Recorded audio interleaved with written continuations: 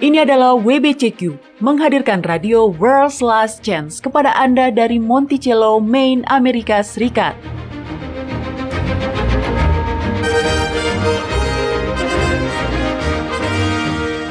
Kerinduan hati dari setiap orang Kristen selama 2000 tahun adalah melihat Sang Juru Selamat kembali dan mendirikan sebuah kerajaan kekal di atas bumi. Peristiwa-peristiwa yang terjadi di dunia mengungkap bahwa hal itu akan segera terjadi. Tetaplah bersama kami untuk belajar cara Anda dapat bersiap secara rohani menghadapi peristiwa-peristiwa akhir zaman. Radio WLC mempersiapkan orang untuk hidup dalam kerajaan Yahwa di bumi yang akan ditegakkan saat Kristus kembali. Halo para pendengar, selamat datang di Radio World's Last Chance. Saya pembawa acara Anda, Mario Nugraha, dan kami punya episode menarik yang sudah kami siapkan untuk Anda hari ini. Doni Alexander akan berbagi pada kita semua informasi terkait Injil yang terlupakan. Doni? Ya, terima kasih Mario. Pernahkah Anda berada dalam situasi di mana Anda seharusnya mengingat sesuatu, tetapi Anda tidak dapat mengingat apa yang seharusnya Anda ingat? Oh ya, saya tidak suka dengan kondisi seperti itu, Doni. Akan masih lebih baik jika kita melupakannya sama sekali.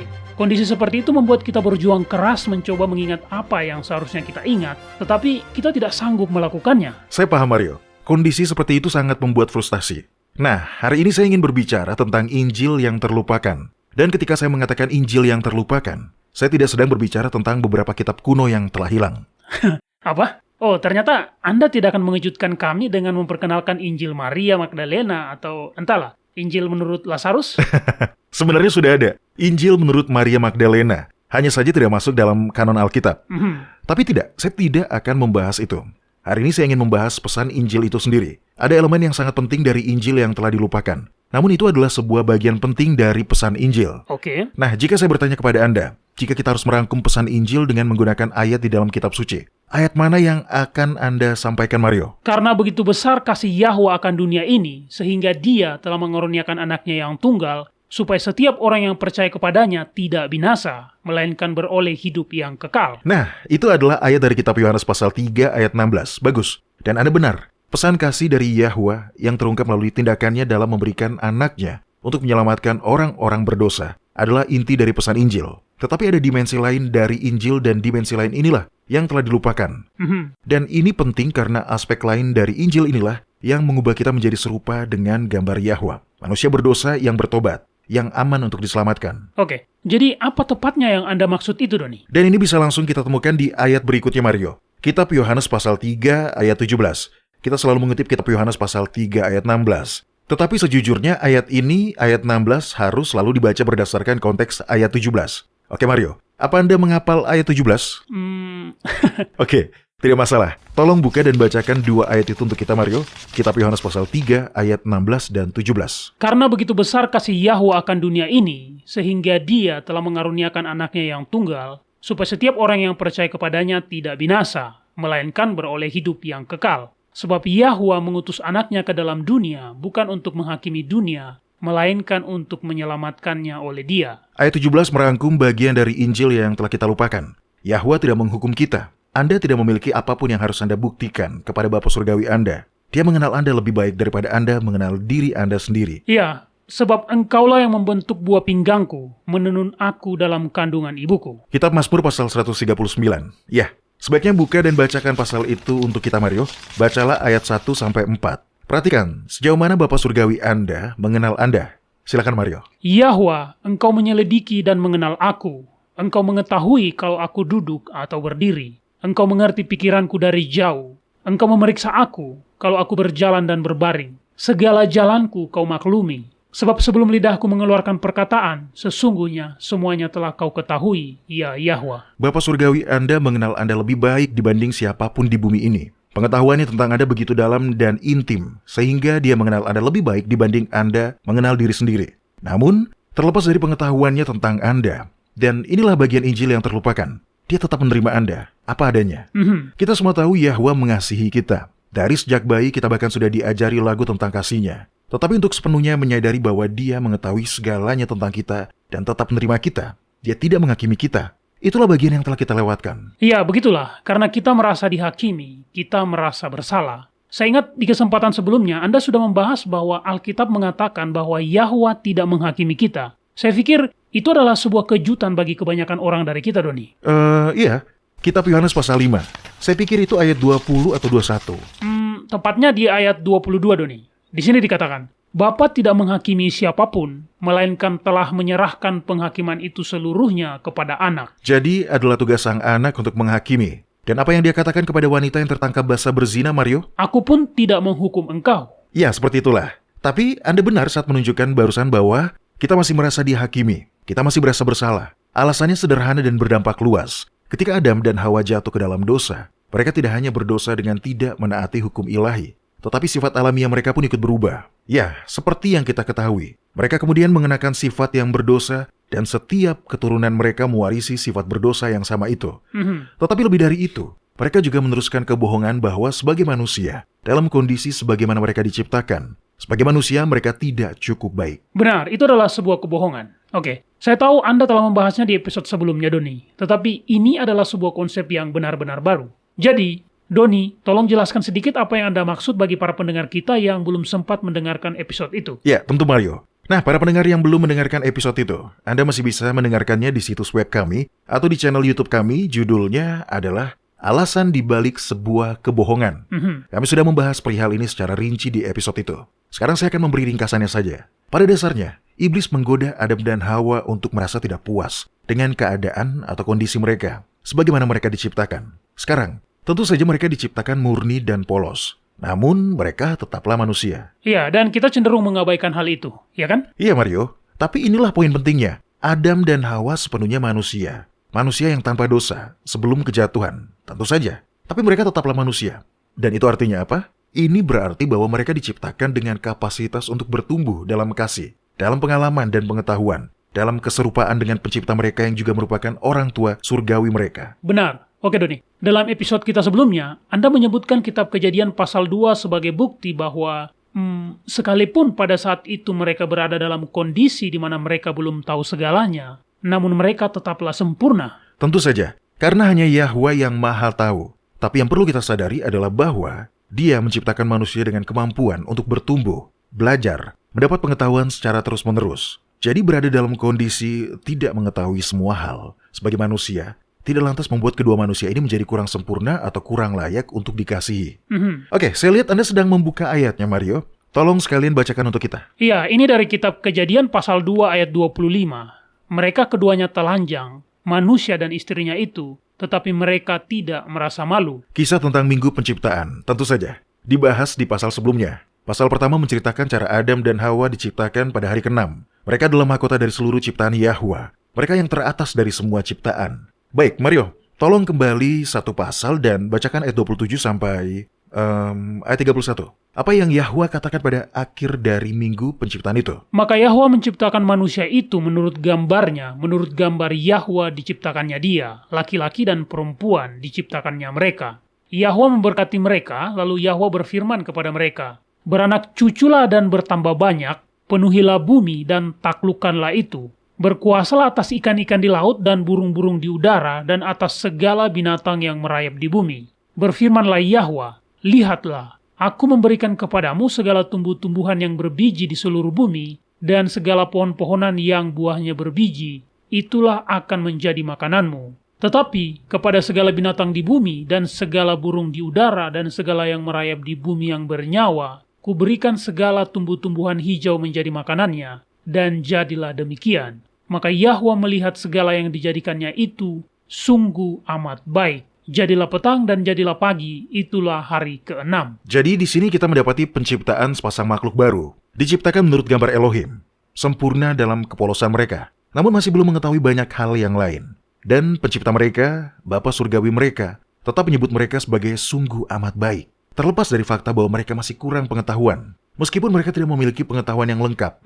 Dan itu artinya apa, Mario? Itu berarti bahwa dia, Bapa Yahwa, senang pada mereka. Mereka sudah bagus. Sebagus kondisi mereka pada saat itu, ya kan? Ya, mereka baik, sempurna, menyenangkan, sebagaimana adanya mereka, sebagaimana mereka diciptakan.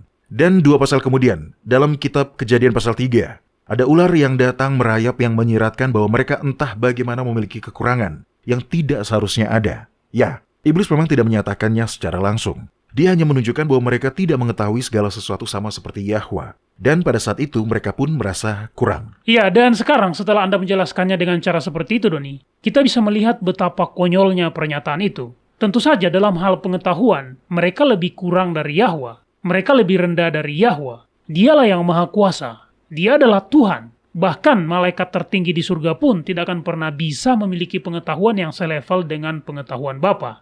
Nah, saya jadi teringat dengan sebuah ayat di dalam kitab Perjanjian Baru yang mengatakan bahwa Yahwa telah menciptakan manusia sedikit lebih rendah dari para malaikat. Benar, itu ayat yang bagus, Mario. Tolong dibacakan saja untuk kita, Mario. Kitab Ibrani pasal 2. Silakan baca mulai dari ayat 1 supaya kita bisa memahami konteksnya. Perhatikan bahwa tidak ada pernyataan di sini yang menunjukkan bahwa penciptaan Adam dan Hawa sebagai manusia entah bagaimana memiliki kekurangan yang harus diperbaiki, sebagaimana yang disiratkan oleh ular itu. Oke, silakan Mario. Karena itu harus lebih teliti kita memperhatikan apa yang telah kita dengar, supaya kita jangan hanyut di bawah arus. Sebab kalau firman yang dikatakan dengan perantaraan malaikat-malaikat tetap berlaku, dan setiap pelanggaran dan ketidaktaatan mendapat balasan yang setimpal, bagaimanakah kita akan luput jikalau kita menyia-nyiakan keselamatan yang sebesar itu, yang mula-mula diberitakan oleh Tuhan dan oleh mereka yang telah mendengarnya, kepada kita dengan cara yang dapat dipercayai. Sedangkan Yahwa meneguhkan kesaksian mereka oleh tanda-tanda dan mujizat-mujizat, dan oleh berbagai-bagai penyataan kekuasaan dan karunia Roh Kudus yang dibagi-bagikannya menurut kehendaknya. Sebab bukan kepada malaikat-malaikat telah Dia taklukkan dunia yang akan datang yang kita bicarakan ini. Ada orang yang pernah memberi kesaksian di dalam satu nas katanya, apakah manusia sehingga engkau mengingatnya, atau anak manusia sehingga engkau mengindahkannya, namun engkau telah membuatnya untuk waktu yang singkat sedikit lebih rendah dari para malaikat-malaikat, dan telah memahkotainya dengan kemuliaan dan hormat. Segala sesuatu telah engkau taklukkan di bawah kakinya. Perhatikan bahwa meskipun Adam dan Hawa diciptakan lebih rendah dari para malaikat, Yahwa tetap memahkotai mereka dengan kemuliaan dan kehormatan dan menempatkan mereka di atas seluruh ciptaan di dunia ini. Inilah kebenaran Injil Kerajaan itu. Penulis kitab Ibrani berharap kita tidak melupakan ini, dan berharap agar kita tidak hanyut menjauh darinya. Sekali lagi, menjadi manusia adalah sudah sungguh amat baik untuk membuat kita dicintai atau dikasihi oleh pencipta kita. Menjadi manusia sudah sungguh amat baik untuk memenuhi tujuan Yahwa dalam penciptaan kita. Dan untuk menunjukkan ini, Yahwa mengirim Mesias yang sepenuhnya manusia untuk menebus kita dari kejatuhan. Baik Mario, tolong lanjut bacakan ayat 8. Sebab dalam menaklukkan segala sesuatu kepadanya, tidak ada satupun yang Dia kecualikan yang tidak takluk kepadanya. Tetapi sekarang, ini belum kita lihat bahwa segala sesuatu telah ditaklukkan kepadanya. Beginilah dampak dari dosa. Masuknya dosa menunda, perhatikan, bukan hanya mengubah atau membuat menjadi usang, tetapi hanya menunda rencana Yahwa bagi umat manusia. Mario, tolong lanjut bacakan ayat 9. Tetapi Dia yang untuk waktu yang singkat dibuat sedikit lebih rendah daripada malaikat-malaikat, yaitu Yahusua, kita lihat yang oleh karena penderitaan maut dimahkotai dengan kemuliaan dan hormat, supaya oleh kasih karunia Yahwa Dia mengalami maut bagi semua manusia. Sebab memang sesuai dengan keadaan Yahwa yang baginya dan olehnya segala sesuatu dijadikan, yaitu Yahwa yang membawa banyak orang kepada kemuliaan, juga menyempurnakan Yahusua yang memimpin mereka kepada keselamatan dengan penderitaan. Sebab Dia yang menguduskan dan mereka yang dikuduskan, mereka semua berasal dari satu. Itulah sebabnya Dia tidak malu menyebut mereka saudara. Dalam segala hal yang bisa dibayangkan, kita melihat Bapa mencoba memberitahu kita bahwa indikasi yang dinyatakan setan di Taman Eden, bahwa menjadi manusia tidaklah cukup baik, adalah sebuah kebohongan yang besar. Inilah sebabnya mengapa sifat alamiah Yahwa sebagai pribadi yang esa, bukan tiga, dan sifat alamiah Yahusua sebagai Mesias yang adalah sepenuhnya manusia, adalah sebuah doktrin yang sangat penting. Lihat, dalam arti yang sangat nyata, kita semua adalah putra dan putri Yahwa. Iya, dan saya selalu menyukai cara Lukas menuliskan silsilah atau garis keturunan Sang Juru Selamat dalam kitab Lukas pasal 3, Doni. Nah, Anda tahu, Matius dalam kitab Matius pasal 1 menuliskan silsilah yang dimulai dari Abraham dan terus ke bawah. Di situ tertulis, Abraham melahirkan Ishak, Ishak melahirkan Yakub, Yakub melahirkan Yehuda, dan seterusnya sampai ke Kristus. Tetapi Lukas memulai dari Kristus dan bergerak mundur sampai ke Adam. Dia mengatakan, Yahusua adalah anak Yusuf, Yusuf adalah anak, dan terus ke belakang. Hingga ke Nuh, anak Lamek, anak Metusala, anak Henok, dan lebih jauh lagi ke Enos, anak Set, anak Adam, yang menurut kata-kata Lukas adalah anak Yahwa. Itu indah. Kita terbiasa berpikir bahwa anak Yahwa hanya Yahusua, tapi ternyata saya juga. Begitu juga dengan Anda, Doni. Kita semua adalah putra dan putri Yahwa. Ya, dan dari sinilah seharusnya Anda dapat menyadari bahwa Anda ini layak dikasihi di mata Bapa Surgawi Anda. Dia mengasihi Anda apa adanya Anda. Ya, Anda memiliki sifat alamiah yang telah jatuh. Kita semua seperti itu. Dan Bapa telah mempunyai rencana untuk mengurus masalah itu untuk kita. Tapi Dia masih mengasihi kita. Dan fakta bahwa Dia mengetahui kondisi kita akan membuat kita menjadi lebih bahagia dan tidak larut dalam pergumulan melawan sifat alamiah berdosa yang kita warisi dari saat kejatuhan. Nah, Mario dan para pendengar, pola seperti ini adalah pola yang dapat diamati oleh orang-orang dewasa yang dapat menyesuaikan diri dengan baik. Orang-orang dewasa yang paling bahagia sejauh ini adalah mereka yang memiliki masa kanak-kanak yang bahagia dan sehat secara emosional. Dan untuk memiliki masa kanak-kanak yang bahagia dan sehat secara emosional, seorang anak membutuhkan sebuah hal. Dan hal ini lebih penting dari apapun yang lain. Apa itu, Doni? Menyadari atau mengetahui secara mendalam bahwa orang tuanya percaya bahwa dia bernilai dan berharga. Oke. Untuk menjadi sehat secara emosional, setiap anak perlu percaya dengan sepenuh hati bahwa ibu dan ayah mengasihinya dan menghargainya, bahwa dia berharga di mata orang tuanya. Sekarang, beberapa anak mungkin tidak mendapat hal seperti ini dari kedua orang tuanya. Terkadang seorang ibu bisa sangat kritis terhadap anak-anak mereka, sementara seorang ayah menjadi tempat pelarian yang aman. Di lain waktu dan tempat ada ayah yang sangat kasar, dengan segala bentuk pelecehan dan kekerasan. Dan sang ibulah yang menjadi pribadi yang membuat sang anak merasa dicintai dan berharga. Situasi seperti ini jelas menyebabkan kerusakan. Tetapi bahkan jika hanya ada satu orang tua yang memandang berharga seorang anak, hal itu akan sangat membantu individu tersebut tumbuh sehat secara emosional. Atau setidaknya menjadi lebih sehat dari yang seharusnya. Oke, itu poin yang bagus, Doni. Anda tahu ada beberapa pelayanan penyembuhan inner child di dalam diri orang dewasa. Dan itu berbicara tentang penyembuhan rusaknya harga diri seseorang yang disebabkan oleh intimidasi dan fitnah. Dan bahkan ketika intimidasi dan fitnah itu dilakukan oleh orang tua sendiri. Ya, itu benar, Mario. Agar bisa seimbang, bahagia, sehat secara emosional dan tangguh, maka kita harus benar-benar percaya, jauh di lubuk hati kita, bahwa kita memiliki nilai bawaan. Dan kita memang memilikinya. Kita berharga dan bernilai. Kita layak dikasihi. Inilah pesan Injil yang telah lama hilang dan terlupakan.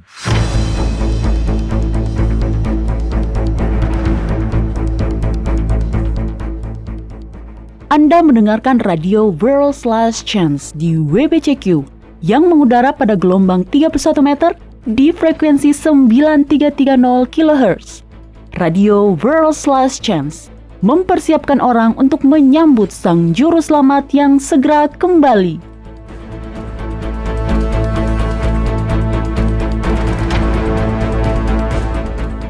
Keyakinan pribadi secara alami didasarkan pada apa yang oleh seseorang diyakini sebagai kebenaran. Dalam kondisi normal, orang-orang tidak akan dengan sengaja secara aktif memilih untuk mempercayai kebohongan. Masalahnya adalah, hanya karena Anda percaya bahwa sesuatu itu benar, tidak menjadi jaminan bahwa hal itu adalah memang kebenaran. Banyak orang Kristen yang tulus telah jatuh ke dalam penipuan. Kebohongan ini mewarnai penafsiran mereka tentang nubuatan-nubuatan, telah menjadi motivasi persembahan uang, dan bahkan kadang-kadang mempengaruhi sikap politik mereka. Dan kebohongan ini adalah kepercayaan yang salah, yang menyatakan bahwa orang-orang Yahudi masih merupakan orang-orang pilihan Yahwa, yang memiliki kebenaran dan terang untuk dibagikan di akhir zaman ini. Walaupun keyakinan ini tampaknya didukung oleh beberapa ayat kitab suci, namun faktanya, ketika semua ayat-ayat kitab suci ini dianalisis, hasilnya sangat berbeda. Kitab suci sendiri mengatakan bahwa orang-orang Yahudi telah menolak Yahwa ketika mereka memilih seorang raja manusia untuk memerintah mereka. Dan meskipun Yahwa dengan sabar terus mencoba melunakkan hati mereka, pada akhirnya dia mengabulkan keinginan mereka. Pada zaman sekarang, orang-orang Yahudi sebagai sebuah bangsa bukan lagi orang-orang istimewa Yahwa yang dikuduskan. Kehormatan itu telah milik orang-orang percaya. Untuk mempelajari lebih lanjut, simaklah episode radio yang berjudul Kebohongan Yahudi Mesianik. Anda tidak perlu memandang pada orang-orang Yahudi untuk mendapatkan kebenaran. Bapa telah menyediakan rohnya untuk memberikan petunjuk dan pemahaman tentang kebenaran yang kita semua perlu ketahui. Sekali lagi, simaklah episode radio yang berjudul Kebohongan Yahudi Mesianik di worldslastchance.com. Anda juga dapat mendengarkannya di YouTube. Oke, Doni, Anda tadi mengatakan bahwa agar orang dewasa bahagia, seimbang, dan sehat secara emosional, dia perlu memiliki atau merasakan nilai atau harga diri yang sehat. Sebuah rasa yang paling gampang diperoleh di saat kita masih kanak-kanak. Jika Anda merasa dihargai oleh orang tua Anda, maka Anda akan menghargai diri sendiri. Ya, benar. Sebagai orang tua, kita perlu ingat bahwa cara kita berbicara kepada anak-anak kita akan menjadi semacam pengingat bagi mereka ketika anak-anak ini sudah menjadi orang dewasa. Benar, sebuah gambaran yang luar biasa terkait hal ini dapat ditemukan dalam salah satu gangguan kepribadian klaster B yang disebut Borderline Personality Disorder atau BPD, yang dalam bahasa Indonesia disebut gangguan kepribadian ambang. Dalam sebuah penelitian yang diterbitkan pada tahun 2010 dan dimuat dalam buku Corrections Compendium, diperkirakan hanya 1 hingga 2% dari populasi masyarakat yang memiliki gangguan ini, Doni. Namun, jumlahnya naik secara mencengangkan di dalam penjara, di mana kisaran penderitanya berada di antara 12 hingga 30%. Nah, sekarang, apa yang membuat hal ini dapat diterapkan dalam diskusi kita pada hari ini adalah bahwa gangguan kepribadian ambang paling sering berkembang pada anak usia dini sebagai akibat dari penganiayaan berat dari para pengasuh utama mereka. Saya tidak tahu apakah hal ini benar 100%, tapi satu hal yang pasti, bahwa alasan ini sudah lama dianggap sebagai satu-satunya cara seseorang mengembangkan jenis gangguan kepribadian ini. Jadi, itulah dampak yang kita sebagai orang tua berikan pada nilai diri atau harga diri anak kita. Ini sangat benar. Tetapi satu hal yang belum kita sadari adalah bahwa ketika Adam dan Hawa berdosa, mereka menginternalisasi pesan iblis bahwa manusia tidak cukup baik dan meneruskannya pada semua keturunan mereka. Kita semua, pada tingkat yang lebih tinggi atau lebih rendah, telah menginternalisasi atau menerima pesan ini sebagai standar hidup. Jadi, beberapa orang berusaha mengisi kekosongan yang mereka rasakan melalui karir mereka, dan yang lain dengan mengubah penampilan mereka. Ketika pada faktanya, rasa kurang berharga ini adalah merupakan pesan dari iblis, dan bukan dari Bapa kita yang pengasih. Oke Mario dan para pendengar, izinkan saya menceritakan sebuah kisah sebagai gambaran. Putra sulung saya, seperti yang Anda tahu, sedang kuliah. Tahun lalu dia mengambil mata kuliah perbandingan agama. Salah satu hal yang dia pelajari saat mengambil kelas ini adalah sebuah perbedaan besar yang ada antara bagaimana kita orang Kristen memandang Tuhan dan bagaimana sejumlah besar para penyembah berhala memandang dewa-dewi mereka. Nah, tolong diperhatikan. Saya tidak mengatakan bahwa kekristenan telah salah dalam hal ini, sehingga kita semua harus menjadi penyembah berhala. Tidak. Namun, para pendengar, seperti yang telah kami katakan sebelumnya, setiap agama memiliki beberapa kesalahan, dan setiap agama memiliki beberapa kebenaran. Begitulah cara Yahwa menarik semua hati kepada dirinya, terlepas dari latar belakang mereka. Tetapi perbedaan antara kedua pandangan itu sangat mendalam. Bagaimana, Doni? Ya, misalnya dia membuka salah satu media sosial yang terkenal saat ini, Pinterest. Anda tahu kan, Mario? Ya. Itu adalah situs web tempat banyak orang memposting foto dan juga meme. Lalu? Ya, dia mengetik kata Tuhan, dan kemudian dia membuka tab baru. Dia kembali membuka Pinterest. Namun kali ini dia mengetikkan kata dewa. Hasilnya, dia menemukan sebuah perbedaan yang mencolok. Misalnya, di halaman di mana dia melakukan pencarian kata Tuhan, ada meme yang kata-katanya seperti ini. Dia mengasihiku meskipun aku mengecewakannya setiap hari. Meme yang lain berkata, Tuhan melihat dosa kita lebih jelas dari siapapun. Tetapi dia mengasihi kita lebih dari siapapun. Oke, tapi saya tidak melihat ada masalah di sini, Doni. Baiklah Mario, izinkan saya membacakan beberapa kutipan yang muncul ketika dia mengetik kata dewa. Oke. Seseorang berkata, saya sangat dikasihi. Saya diberkati secara ajaib. Saya adalah cahaya suci saya sendiri. Saya menghormati dewa yang ada di dalam diri saya. Meme yang lain berkata, saya mengubah rasa malu dan amarah saya dengan cinta dan kasih sayang pada diri sendiri. Oke, saya pikir sekarang saya bisa melihat kemana arah pembicaraan Anda, Doni. Kutipan dan meme dari hasil pencarian kata Tuhan, semuanya sangat negatif, ya kan? Sangat merendahkan diri sendiri. Itu seolah berkata, Anda orang yang gagal, Anda buruk, Anda berdosa. Iya, tapi Tuhan tetap mengasihi Anda. Dan itu sangat luar biasa karena Anda sangat buruk. Sebaliknya, pernyataan-pernyataan para penyembah berhala benar-benar menguatkan. Ya kan? Kata-kata mereka menyatakan bahwa diri Anda sendiri adalah baik. Oke, Doni, apakah hal seperti itu benar-benar hal yang baik? Maksud saya, kita adalah orang berdosa. Kita jahat dan kita membutuhkan Sang Juru Selamat. Tapi masalahnya Mario, apa hasil yang difokuskan oleh dua hal yang berbeda ini? Ini adalah sebuah fenomena yang dapat diamati. Kita bisa melihat bahwa orang yang paling menyombongkan diri adalah mereka yang merasa paling tidak aman. Apakah orang-orang yang membenci diri mereka sendiri dapat benar-benar mampu mengasihi orang lain? Itu sulit dilakukan. Benar kan? Ya, itu betul. Jadi, jika kita menyikapinya secara pribadi, apa artinya ini bagi Anda, Doni? Secara pribadi? Itu berarti bahwa saya dan Anda dan para pendengar semua adalah orang-orang yang menyenangkan. Orang-orang yang sangat layak untuk dikasihi. Dan itulah sebabnya mengapa kita diundang untuk datang kepada Bapa. Sebagaimana adanya kita. Kita adalah orang berdosa dengan sifat yang telah jatuh. Tentu saja kita tidak bisa memperbaiki diri kita sendiri. Terlebih lagi, Yahwa mengetahui hal ini. Setiap perbaikan yang diperlukan hanya dapat dilakukan olehnya. setiap penciptaan kembali harus dilakukan oleh sang pencipta itu sendiri. Ya, itu cara yang bagus untuk mengatakannya, Mario. Kita bukan dewa. Bukan, kita tidak akan pernah menjadi seperti dewa. Tapi pesan yang dibawa Yahuswa adalah bahwa tujuan ilahi Yahwa dalam penciptaan umat manusia akan digenapi ketika Yahuswa kembali untuk mendirikan kerajaan Yahwa di bumi. Dan bagian yang ada di dalam pesan itu adalah bahwa manusia cukup baik sebagai manusia untuk memenuhi rencana ilahi ini. Yahwa menciptakan manusia untuk peran ini. Kita tidak harus seperti yang disarankan ular, menjadi sama seperti Tuhan untuk memenuhi rencana ilahi pada kita. Manusia dalam kemanusiaan yang telah dibentuk Yahwa cukup baik untuk mewarisi bumi. Oke, jadi meskipun kita mengakui secara jelas bahwa kita semua adalah pendosa, Anda masih juga terus mengatakan bahwa kita ini cukup baik. Bagaimana sebenarnya Anda mendefinisikan istilah cukup baik ini, Doni? Umat manusia adalah makhluk yang Yahwa ciptakan untuk memenuhi tujuannya. Sekali lagi, kita tidak perlu bekerja keras untuk mencapai keilahian. Jadi tentu, kita tidak harus berinkarnasi sampai kita mencapai keilahian. Menjadi manusia sudah cukup, karena begitulah Yahwa menciptakan kita. Dia menciptakan manusia. Dia bisa saja menciptakan kita dalam bentuk setengah dewa. Tapi dia tidak melakukannya. Dia menciptakan manusia dan dia memberi mereka kekuasaan atas bumi. Jadi, mengapa pesan ini hilang dari kita? Saya tahu Anda mengatakan bahwa kita semua telah menginternalisasi atau mempercayai pesan ular bahwa diri kita belum cukup baik. Tapi, Yahuswa datang untuk memberitakan Injil kepada kita. Sebuah pesan bahwa manusia cukup baik dan menjadi pewaris bumi. Jadi, jika ini adalah Injil yang murni dengan pesan yang benar, lalu mengapa pesan seperti ini hilang dari kita, Doni? Itu pertanyaan yang bagus, Mario. Kisah Perjanjian Lama ditutup dengan cerita tentang orang Israel yang berada di bawah kendali kerajaan Media Persia. Bahkan sekalipun beberapa tawanan yang berada di Babel telah kembali ke tanah Israel, mereka masih menjadi bagian dari kerajaan Media Persia. Karena ketika Yerusalem jatuh ke tangan Babel, Yehuda tidak pernah lagi menjadi sebuah negara yang merdeka. Dalam Perjanjian Baru, tentu saja, pemerintahan asing yang berkuasa pada saat itu adalah orang Romawi. Hal yang kita abaikan selama ini adalah pengaruh kekuasaan yang memerintah orang-orang Yahudi selama periode waktu antar perjanjian ini. Nah, Mario, apakah Anda ingat gambaran dalam mimpi Nebukadnezar yang dibicarakan dalam kitab Daniel pasal 2? Daniel menafsirkan mimpi itu dan memberitahu Nebukadnezar bahwa kepala emas adalah lambang dirinya atau Babel. Oke, setelah Babel, kerajaan apa yang akan muncul selanjutnya, Mario? Bisakah Anda menyebutkannya secara berurutan?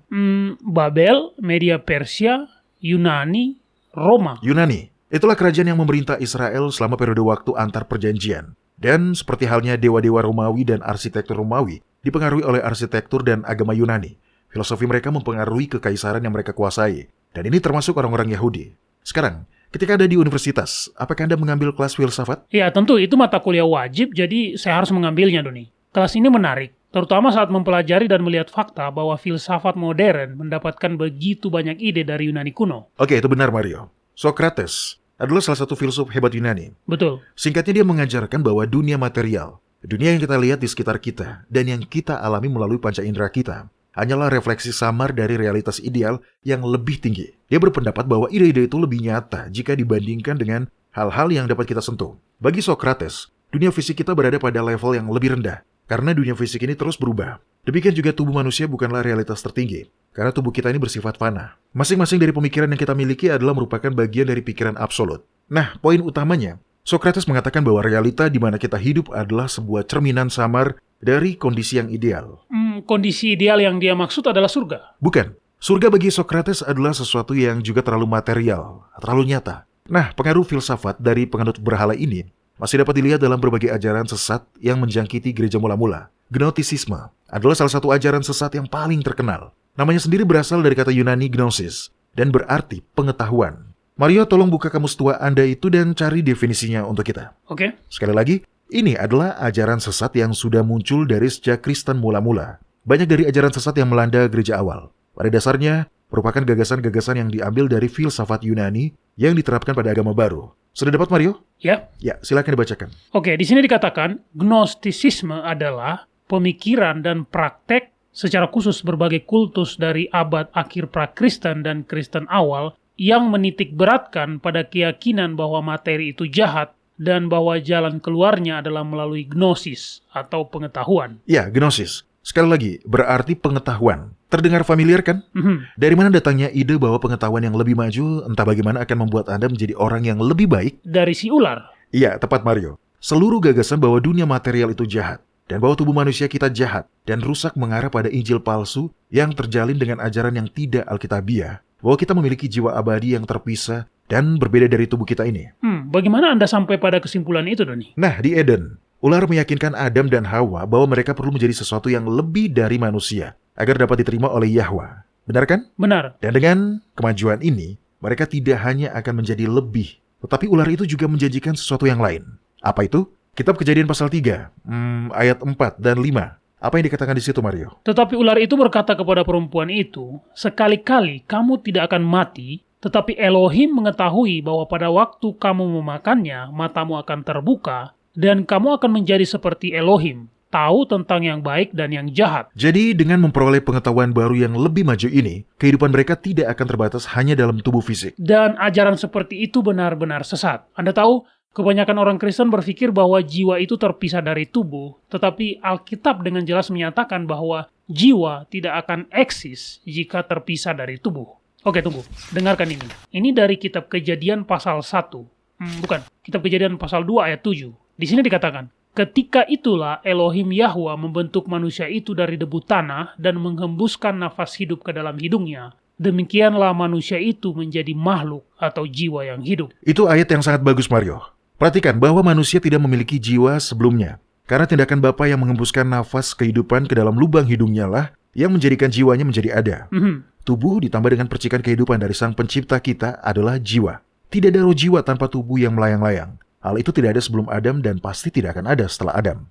Nah, kebohongan yang disampaikan si ular itu adalah bahwa Adam dan Hawa tidak perlu membiarkan rasa takut akan kematian menghentikan mereka dari meraih pengetahuan tingkat lanjut. Tentu, tubuh bisa mati, tetapi kesadaran jiwa akan terus berlangsung dalam alam yang disebut alam roh. Itulah kebohongannya. Iya, dan itu menarik. Kita dapat melihat bagaimana dalam berbagai bentuk kepercayaan seperti ini mendunia ada di mana-mana, Doni. Betul. Kebohongan ini, dimanapun ras manusia tersebar, kebohongan dari Eden ini ikut turut menyebar. Apakah itu dalam bentuk kepercayaan pada jiwa abadi yang langsung menuju ke surga atau ke neraka saat kematian, atau yang dalam bentuk reinkarnasi ke dalam beberapa bentuk. Intinya, semuanya kembali ke kebohongan yang sama. Tidak ada alasan apapun bagi semua orang Kristen, yaitu orang-orang Kristen yang memiliki akses untuk membaca Alkitab, untuk tetap percaya pada kebohongan setan bahwa jiwa tidak bisa mati. Terjemahan langsung Alkitab berulang kali menyatakan bahwa manusia adalah sesosok jiwa dan jiwa itu mati.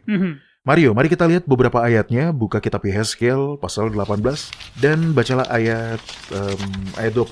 Kitab Yehezkiel pasal 18 ayat 20. Baiklah, di sini dikatakan, jiwa atau orang yang berbuat dosa itu yang harus mati. Anak tidak akan turut menanggung kesalahan ayahnya, dan ayah tidak akan turut menanggung kesalahan anaknya. Orang benar akan menerima berkat kebenarannya, dan kefasikan orang fasik akan tertanggung atasnya. Oke, catat. Jiwa yang berdosa akan mati.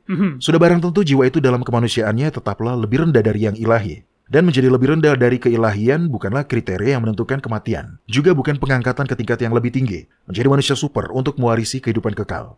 Kembali ke belakang. Ketika tubuh mati, jiwa juga mati. Keduanya terkait.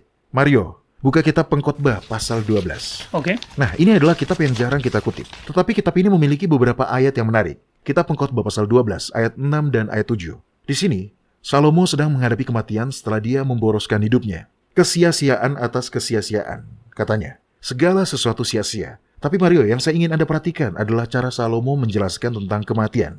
Bagaimana? Sudah dapat, Mario? Oke. Ya, silakan dibacakan. Ingatlah akan penciptamu sebelum rantai perak diputuskan dan pelita emas dipecahkan, sebelum tempayan dihancurkan dekat mata air dan roda timba dirusakkan di atas sumur, dan debu kembali menjadi tanah seperti semula, dan roh kembali kepada Eloa yang mengaruniakannya. Yahwa memberitahu Adam dan Hawa bahwa ketika tubuh mereka mati, mereka akan kembali menjadi debu tanah. Kitab Kejadian pasal 3 ayat 19 dia berfirman, "Dengan berpeluh, engkau akan mencari makananmu, sampai engkau kembali lagi menjadi tanah. Karena dari situlah engkau diambil, sebab engkau debu, dan engkau akan kembali menjadi debu."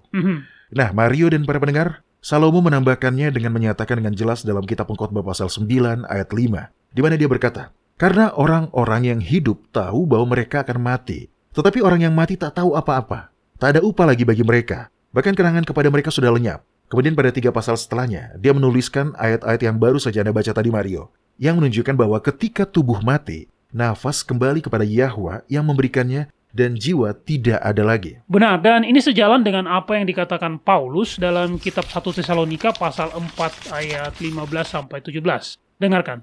Dia mengatakan, "Ini kami katakan kepadamu dengan firman Tuhan. Kita yang hidup, yang masih tinggal sampai kedatangan Tuhan, sekali-kali tidak akan mendahului mereka yang telah meninggal. Sebab pada waktu tanda diberi, yaitu pada waktu penghulu malaikat berseru dan sangkakala Yahwa berbunyi, maka Tuhan sendiri akan turun dari sorga, dan mereka yang mati dalam Kristus akan lebih dahulu bangkit. Sesudah itu, kita yang hidup, yang masih tinggal, akan diangkat bersama-sama dengan mereka dalam awan menyongsong Tuhan di angkasa. Demikianlah kita akan selama-lamanya bersama-sama dengan Tuhan." Bukankah itu bagian yang sangat bagus? Dan ayat ini juga sangat menghibur. Jadi Anda tidak perlu khawatir bahwa akan ada orang-orang terkasih yang memata-matai Anda dari surga. Atau lebih buruk lagi, yang sedang disiksa secara mengerikan di neraka. Ketika seseorang meninggal, kondisinya sama seperti ketika Anda tidak sadar ketika Anda sedang tidur. Kita semua tidur, sampai kita dibangkitkan ketika Yahusua kembali dan kita diberi tubuh baru yang abadi untuk menjalani sifat atau kodrat kita yang baru, yang murni dan tanpa dosa.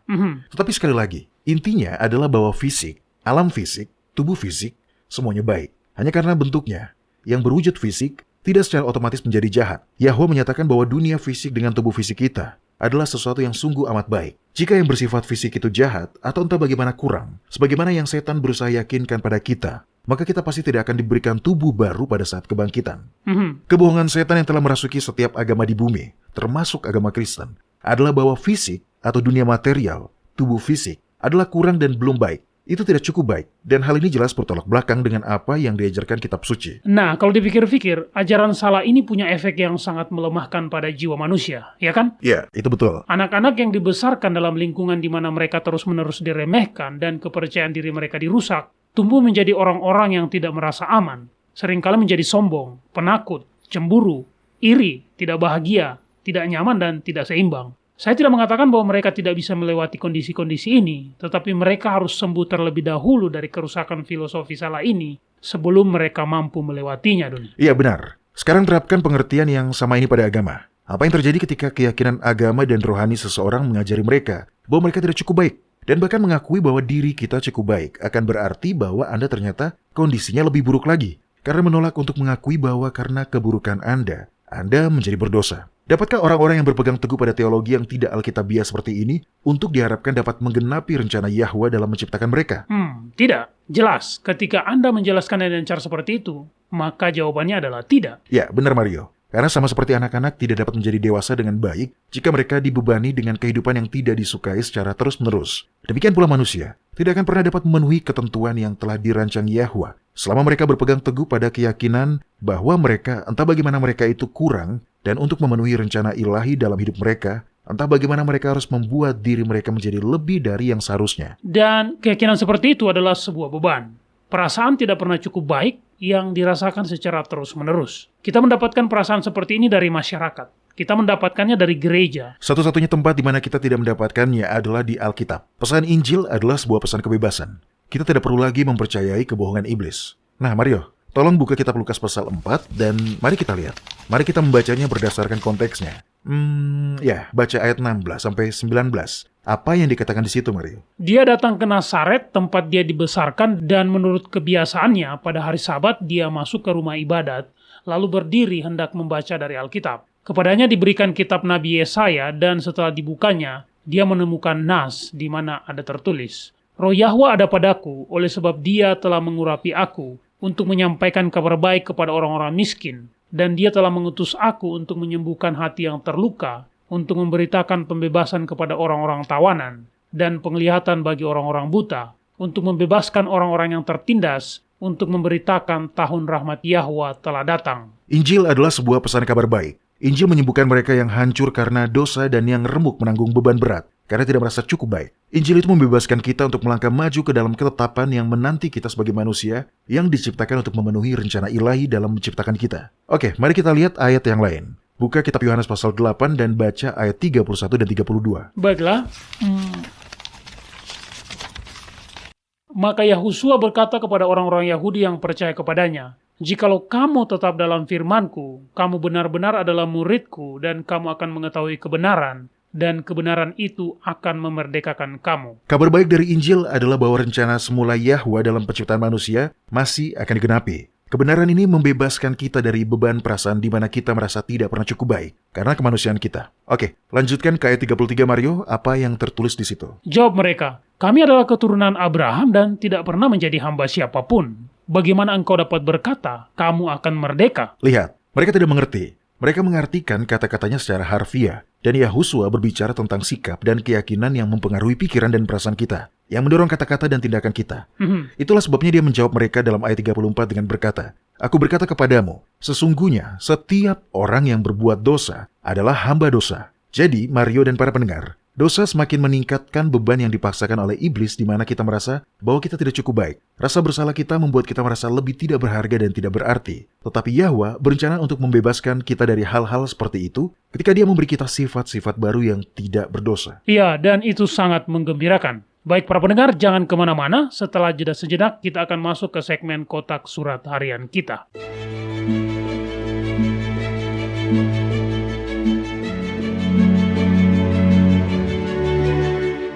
Anda mendengarkan radio World's Last Chance di WBCQ yang mengudara pada gelombang 31 meter di frekuensi 9330 kHz.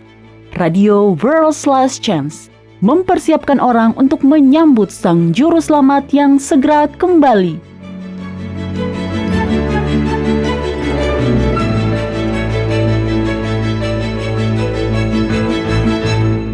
Baik para pendengar, kami mendapatkan pertanyaan menarik yang masuk ke kantong surat harian kita pada hari ini yang berasal dari Valparaiso di Chili, Amerika Selatan. Nah, Doni, apakah Anda tahu bahwa Valparaiso mencatat sebuah rekor dunia? Tidak. Untuk apa? Nah, pada tahun 2007, penduduknya menyalakan 16.000 kembang api di Valparaiso. Dan itu benar-benar berhasil membuatnya masuk ke dalam buku rekor dunia. Wow, saya jadi ingin melihatnya, Mario. Kedengarannya spektakuler, ya kan? Iya. Oke. Ngomong-ngomong, Daniela, tanpa nama belakang, menulis, Mario dan Doni yang terkasih, saya menulis pesan ini karena saya berharap Anda dapat membantu saya terkait hal ini. Sejak kecil, saya suka melamun. Ini adalah metode pelarian yang saya sukai, namun saya selalu merasa sangat bersalah karena melakukannya. Walaupun sebenarnya, saya tidak melamunkan sesuatu yang buruk. Tetapi, saya selalu merasa bersalah ketika saya melakukannya, dan saya tidak mengerti alasannya. Apakah melakukan pelarian adalah dosa? Bukan. Hah, serius? Anda tahu? Saya berharap Anda tidak menjawab seperti itu, Doni. Betulkah? Kenapa tidak? Iya, karena kita berbicara tentang pelarian. Saya pikir, saya selalu berasumsi, dan saya memang diberitahu bahwa melakukan pelarian itu adalah buruk. Tidak. Benar-benar tidak seperti itu, Mario. Bahkan, pelarian bisa menjadi alat yang sangat praktis. Bahkan sehat dalam mengatasi rasa sakit atau stres yang luar biasa. Sehat? Iya, Anda benar-benar terpaku pada keyakinan bahwa pelarian itu adalah dosa, ya kan? Iya, itu pelarian. Oke. Apakah akan membuat Anda menjadi lega dan terlepas dari kekakuan seperti ini? Jika saya mengatakan bahwa ada beberapa bentuk pelarian yang berbahaya dan tidak boleh dilakukan. Sedikit, mungkin. Saya tidak tahu. Mengatakan ada beberapa bentuk pelarian yang buruk, menyiratkan bahwa ada beberapa yang baik. Jadi, pelarian diri macam apa yang tidak buruk, Doni? Nah, mari kita lihat. Buka kitab Mazmur pasal 119. Dan saat Anda mencarinya, izinkan saya bertanya kepada Anda. Apakah Anda setuju jika kita mengatakan bahwa Daud memiliki kehidupan yang penuh tekanan? Oh, iya. Sudah pasti semua laki-laki yang mengambil berapa? 6? 7 istri? Lebih dari 8 sebenarnya. Ya, memiliki lebih dari 8 istri sama dengan memanggil stres datang dalam hidup Anda, Doni. Ya. Untuk saya, 1 sudah cukup. Sama dengan saya, Mario. Prinsip saya, istri senang, hidup tenang. Betul. Oke, mari kita lihat bagaimana Daud menangani hidupnya yang penuh stres. Baca ayat 97 dari kitab Mazmur pasal 119. Betapa ku cintai Tauratmu, aku merenungkannya sepanjang hari. Ya, itu merenung. Atau istilah lainnya meditasi, Doni. Betul. Karena tidak semua pelarian harus merokok, narkoba, atau minum-minum alkohol. Dalam arti tertentu, pelarian adalah pengobatan diri secara emosional. Mengapa Anda tidak boleh mengobati diri sendiri untuk menghilangkan rasa sakit dan stres melalui firman Yahwa? Ya, saya pikir tidak ada alasan yang akan melarang Anda. Kita terbiasa berfokus pada berbagai bentuk pelarian yang berbahaya. Tapi, seperti yang saya katakan, pelarian itu sendiri bisa menjadi alat yang berharga dalam mengatur stres. Jadi, bagaimana dengan pergumulan Daniela dengan melamun? Apakah itu buruk jika dia tidak melamun tentang hal-hal buruk? Ada sesuatu yang disebut lamunan liar, yang dapat mengambil alih hidup seseorang. Sama seperti bentuk kecanduan yang lain, lamunan seperti ini dapat menyebabkan masalah di tempat kerja atau dengan hubungan antar pribadi. Ya, hal-hal semacam itu. Kecanduan apapun yang menyebabkan masalah menjadi lebih banyak ketimbang solusi adalah tidak baik. Tapi Jika dia ingin lepas dari stresnya dengan melamunkan bentuk kehidupan di bumi yang baru, lakukanlah. Dan mungkin tidak bisa secara langsung disebut berdosa jika dia melamunkan dirinya sendiri sebagai bos besar yang memerintah sana-sini. Tetapi penggunaan waktu yang lebih baik adalah mengisi pikiran dengan ayat-ayat dari janji-janji Yahwa di dalam Alkitab. Iya, itu benar. Jika Anda stres atau terluka, carilah janjinya. Hafalkanlah dan merenungkan janji-janjinya akan membantu Anda jauh lebih banyak dibanding dengan, hampir semua pelarian lain yang dapat saya pikirkan.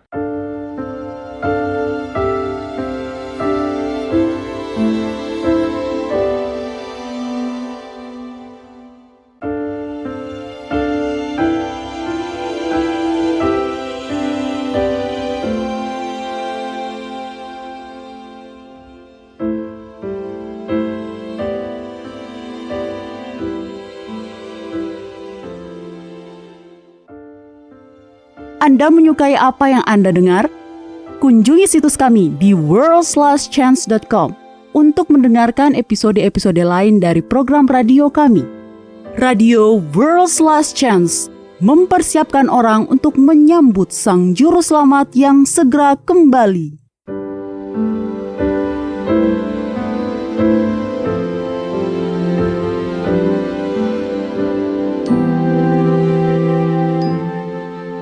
Halo, ini adalah janji harian Anda dari firman Yahwa.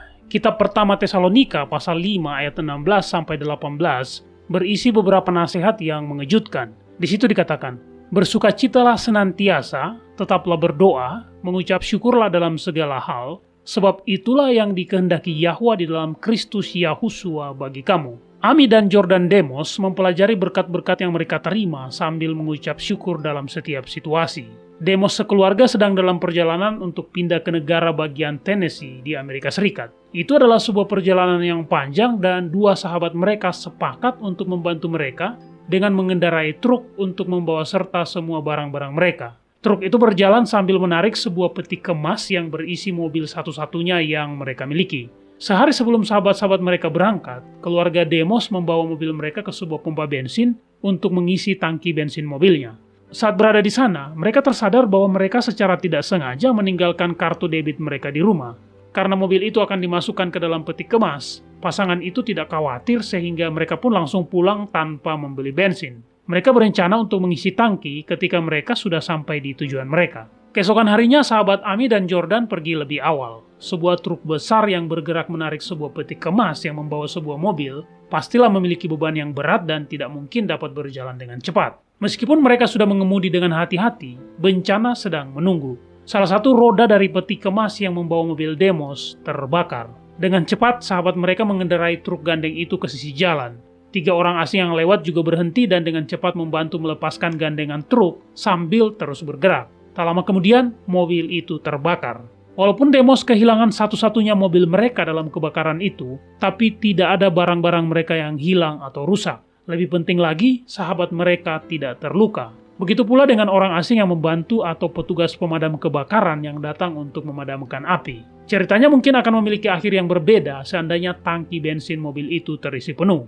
Jadi, alih-alih memikirkan mobil mereka yang hilang, keluarga Demos memilih untuk fokus pada perlindungan Yahwa yang luar biasa saat melalui cobaan berat ini. Di Instagram, Ami memposting kalimat yang berkata, "Kami melihat keselamatan dan perlindungan. Tidak ada satu orang pun dalam kecelakaan ini yang tergores atau mengalami luka bakar. Ini mujizat." Para pendengar, tepat sebelum dia dihianati di Taman Getsemani, Yahusua memberi murid-muridnya sebuah janji yang menguatkan hati. Dia berkata, "Semuanya itu kukatakan kepadamu, supaya kamu beroleh damai sejahtera dalam aku. Dalam dunia kamu menderita penganiayaan, tetapi kuatkanlah hatimu, aku telah mengalahkan dunia." Jadi, tidak peduli apapun yang terjadi, Yahwa memegang kendali dan akan menyelesaikan semuanya demi kebaikan kita. Kitab 1 Korintus pasal 10 ayat 13 meyakinkan kita dengan berkata, "Pencobaan-pencobaan yang kamu alami ialah pencobaan-pencobaan biasa yang tidak melebihi kekuatan manusia. Sebab Yahwa setia dan karena itu Dia tidak akan membiarkan kamu dicobai melampaui kekuatanmu. Pada waktu kamu dicobai, Dia akan memberikan kepadamu jalan keluar sehingga kamu dapat menanggungnya." Para pendengar, tidak peduli pencobaan apapun yang kita jalani, Yahwa tidak akan pernah meninggalkan Anda atau mengabaikan Anda. Matanya tertuju pada Anda dan Dia akan menolong Anda melalui setiap cobaan dan kesulitan-kesulitan Anda. Kepada kita telah diberikan janji-janji yang besar dan berharga, majulah dan mulailah mengaminkannya.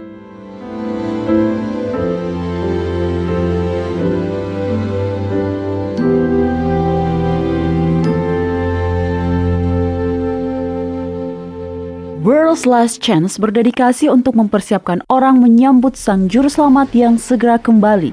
Acara siaran radio harian kami tersedia dalam 7 bahasa berbeda dari seluruh dunia dan masih banyak bahasa-bahasa lain lagi yang akan mengudara.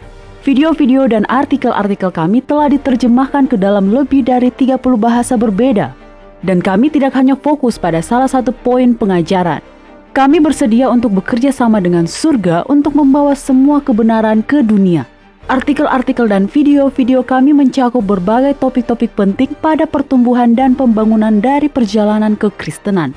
Kami menghadirkan materi yang mencakup kesalehan praktis di dalam kehidupan sehari-hari, doktrin Alkitabiah yang benar-benar hanya didasarkan pada firman Yahwa, kalender Sang Pencipta, dan nubuatan akhir zaman yang penting untuk Anda ketahui. Kami bahkan membahas berbagai macam angin pengajaran yang palsu yang telah digunakan oleh setan untuk menipu banyak orang, dan mengungkapkan mengapa itu salah dan apa yang benar berdasarkan Alkitab. Kunjungilah kami hari ini di worldslastchance.com. Pelajarilah kebenaran di hari-hari terakhir ini.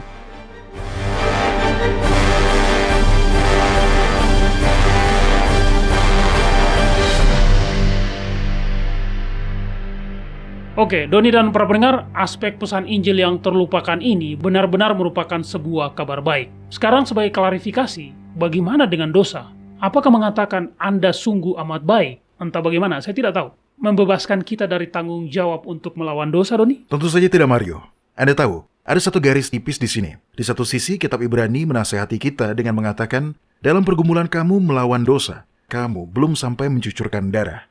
Tetapi di sisi lain, pada faktanya selama kita memiliki kodrat atau sifat alamiah yang berdosa, maka kadang-kadang kita akan jatuh dan tersandung ke dalam dosa. Itu sebabnya, ketika kita dikaruniai sifat alamiah yang lebih tinggi, ketika Yahuswa datang menegakkan kerajaan Yahwa, kebebasan dari dosa akan menjadi sesuatu yang begitu besar. Dan itu adalah sebuah anugerah. Jadi pada dasarnya, pencipta kita juga adalah pencipta ulang kita. Itu cara yang bagus untuk mengatakannya. Ya, itu benar. Ini adalah kabar baik. Ini adalah kabar baik Injil dan ini membongkar kebohongan yang diceritakan oleh si ular di Taman Eden.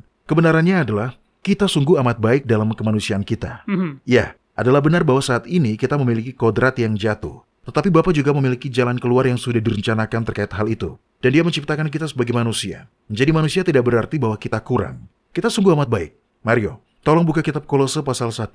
Di sini Paulus mengidentifikasi konsep ini sebagai bagian dari pesan Injil. Kitab Kolose pasal 1 ayat 21-23. Dan saat Anda membacanya, saya ingin Anda memperhatikan bahwa di sini tidak ada perkataan yang mengatakan bahwa tubuh manusia atau alam fisik itu jahat. Silakan Mario. Kamu yang dahulu hidup jauh dari Yahwa dan yang memusuhinya dalam hati dan pikiran seperti yang nyata dari perbuatanmu yang jahat. Dosa memperkuat keyakinan yang ditanamkan si ular bahwa Anda tidak cukup baik. Jadi, seperti Adam dan Hawa ketika mereka mendengar suara bapa mereka di taman, mereka berlari dan bersembunyi. Rasa bersalah membuat mereka ingin menyembunyikan diri dari sahabat mereka. Dan kita melakukan hal yang sama. Begitulah cara perilaku jahat kita, mengasingkan kita dari Yahwa. Dia tidak mendorong kita menjauh dengan tangannya. Kita menjauh karena di dalam pikiran kita sendiri kita menyimpan keyakinan bahwa rasa bersalah memisahkan kita dari Dia. Oke, lanjutkan. Bagaimana Yahwa menangani hal seperti ini? Yang sekarang diperdamaikannya di dalam tubuh jasmani Kristus oleh kematiannya untuk menempatkan kamu kudus dan tak bercelah dan tak bercacat di hadapannya. Sebab itu kamu harus bertekun dalam iman, tetap teguh dan tidak bergoncang, dan jangan mau digeser dari pengharapan Injil yang telah kamu dengar dan yang telah dikabarkan di seluruh alam di bawah langit, dan yang aku ini, Paulus, telah menjadi pelayannya. Apa pengharapan yang ada di dalam Injil? Bahwa kita sungguh amat baik di hadapannya. Ya, dan diterima di dalam Dia. Ya, saya memperhatikan penekanan pada tubuh jasmani Kristus. Ini benar-benar bertentangan dengan filosofi agama berhala bahwa tubuh fisik atau jasmani kita sendiri pada dasarnya adalah jahat. Ya kan? Ya, itu benar Mario. Apa yang Paulus katakan di sini menjelaskan mengapa seorang manusia, bukan yang ilahi, dan juga bukan gabungan antara manusia dan makhluk ilahi, tetapi sepenuhnya manusia diperlukan untuk menjadi penebus kita. Inilah yang membuktikan tanpa bayang-bayang keraguan bahwa di mata Yahwa, Menjadi manusia saja sudah cukup. Tentu saja Anda perlu berjuang melawan dosa. Tetapi Anda tidak harus berjuang untuk menjadi makhluk ilahi. Bukan untuk tujuan itu Dia menciptakan Anda. Wow, itu sebuah pemahaman yang baru. Ketika kita menerima beban yang memberatkan diri sendiri karena tidak pernah cukup baik, kemanusiaan kita selalu membuat kita merasa kurang. Kita benar-benar merasa bahwa sebagai ciptaan Yahwa, kita ini adalah kesalahan. Ya kan, Doni? Dan jika Anda merasa bahwa sebagai ciptaan Yahwa Anda adalah sebuah kesalahan, maka Anda benar-benar akan menyalahkan siapa? Yahwa. Yahwa. Ya, betul sekali. Ada pernyataan yang sangat indah yang Yahuswa buat ketika menjelaskan betapa Yahwa sangat mengasihi kita. Ini bukan salah satu ayat yang biasanya kita dengar dalam khotbah tentang kasih Yahwa. Tetapi sekarang setelah kita tahu bahwa Sang Juru Selamat kita adalah sepenuhnya manusia, ayat ini bahkan semakin menekankan kasih Bapa dan penerimaannya pada anak-anak manusianya. Itu ada di kitab Injil Yohanes. Kitab Yohanes pasal 10 ayat 17. Oke, tolong dibacakan Mario. Mari kita lihat. Mari kita mulai dari ayat 14 untuk memahami konteksnya. Baiklah, di sini dikatakan, Akulah gembala yang baik, dan aku mengenal domba-dombaku, dan domba-dombaku mengenal aku, sama seperti Bapa mengenal aku, dan aku mengenal Bapa, dan aku memberikan nyawaku bagi domba-dombaku. Ada lagi padaku domba-domba lain yang bukan dari kandang ini. Domba-domba itu harus kutuntun juga, dan mereka akan mendengarkan suaraku, dan mereka akan menjadi satu kawanan dengan satu gembala. Bapa mengasihi aku, oleh karena aku memberikan nyawaku untuk menerimanya kembali. Semua pembicaraan ini tentang domba dan gembala yang baik. Begitulah konteksnya. Semuanya mengarah ke ayat terakhir ini. Oleh karena, ini adalah alasan mengapa. Karena alasan inilah Bapakku mengasihi aku. Nah, dengan kata lain, Yahuswa berkata, Bapa kita sangat mengasihimu, sehingga Dia semakin mengasihiku, karena telah rela mati untukmu. Wow, itu indah. Kasih akan selalu membangkitkan kasih. Inilah mengapa sangat penting bagi kita untuk mendengar dan membagikan serta menyebarkan pesan Injil. Sama seperti seorang anak yang akan berkembang dan menjadi dewasa dan tumbuh dalam lingkungan kasih dan penghargaan. Orang percaya akan melakukan hal yang sama ketika mereka memahami kepenuhan betapa Bapa mengasihi mereka dan menerima mereka apa adanya. Saya tahu kita hampir kehabisan waktu, Mario. Jadi saya akan membahas secara singkat satu poin terakhir. Doktrin ketuhanan Tritunggal adalah perpanjangan alami dari gagasan tentang jiwa yang tidak bisa mati. Jika menjadi manusia tidak cukup baik, maka Sang Juru Selamat Anda tentu saja tidak bisa berasal dari golongan manusia. Lalu jika bukan manusia, apa Dia? Jadi kita mendapatkan gagasan yang sangat tidak mungkin tentang ketuhanan 3 dalam 1 di mana apa yang disebut Allah Anak berbagi praeksistensi yang kekal dengan Sang Bapa. Anda benar. Jadi sungguh, doktrin Trinitas dari Allah Anak yang ilahi benar-benar menghancurkan kuasa dan keindahan Injil. Ya kan? Iya, karena ini menyembunyikan aspek terpenting dari Injil itu sendiri dengan memperkuat sindiran si ular bahwa menjadi manusia berarti Anda tidak akan pernah cukup baik. Sebaliknya, Yahwa sengaja memilih untuk memiliki Mesias manusia untuk menegaskan bahwa Dia memiliki rencana bagi umat manusia, sebuah ketetapan yang direncanakan bagi umat manusia sejak dari semula. Nah, Mario, tolong buka kitab Matius pasal 25 dan baca ayat 34. Ini adalah penegasan yang luar biasa betapa berharganya kita sebagai manusia di hadapan Bapa. Dan raja itu akan berkata kepada mereka yang di sebelah kanannya, Mari, hai kamu yang diberkati oleh Bapakku, terimalah kerajaan yang telah disediakan bagimu sejak dunia dijadikan. Adalah selalu menjadi rencana Bapa untuk memenuhi bumi dengan manusia dan membiarkan mereka menguasainya. Ini telah menjadi rencananya sejak awal dan pada akhirnya akan digenapi ketika Yahuswa mendirikan kerajaannya. Inilah Injil Kerajaan Yahwa. Anda sungguh amat baik dan Yahwa mengasihi Anda apa adanya. Amin. Terima kasih, Doni. Baik para pendengar, kami berharap Anda dapat bergabung dengan kami kembali besok. Sampai jumpa dan ingatlah, Yahwa mengasihi Anda dan Dia aman untuk dipercaya.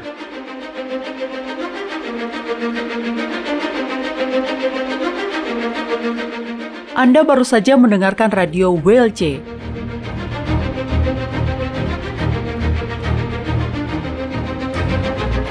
World's Last Chance berkomitmen untuk memberitakan Injil Kerajaan Yahwa kepada dunia. Nubuatan dan peristiwa-peristiwa terbaru mengindikasikan bahwa Sang Juru Selamat sudah akan kembali dalam waktu yang tidak lama lagi. Orang-orang kudus kemudian akan diberikan hidup yang kekal dan Kerajaan Yahwa akan ditegakkan di sini, di bumi ini.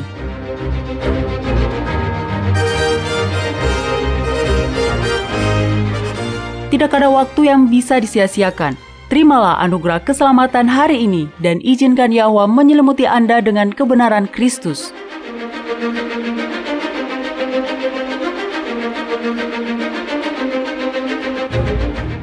Program ini serta episode radio WLC yang lain tersedia di worldslastchance.com.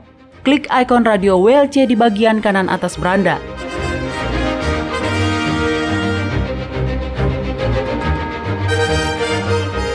Bergabunglah kembali bersama kami besok untuk menerima berbagai pesan kebenaran lain di WBCQ yang mengudara pada gelombang 31 meter di frekuensi 9330 kHz.